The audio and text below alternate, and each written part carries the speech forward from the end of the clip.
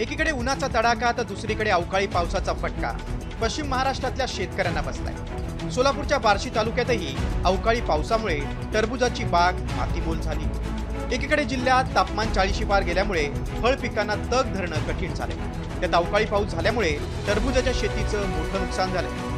म्हणजे कष्ट मरणाचं करून पावसानं वातावरणानं मग खराब झालं, काय पीक निघतं नाही, निघालं नाही, काय करायचं। सरकार काय ठरवेल ते आता कसं आम्ही तर काय मागणी करावं, आता जर नुकसान काय भरपाई काय तर काय केली तर हे बरं होईल ना। एवढा मोठा खर्च करून काय हाती काहीच लागलं नाही ना। सांगलीलाही अवकाळी पावसानं चांगलंच झोडपलंय। वादळी वाऱ्यामुळे रस्त्यावर मोठ्या प्रमाणात झाडांच्या फांद्या कोसळल्या, त्यामुळे वाहतुकीला फटका बसला।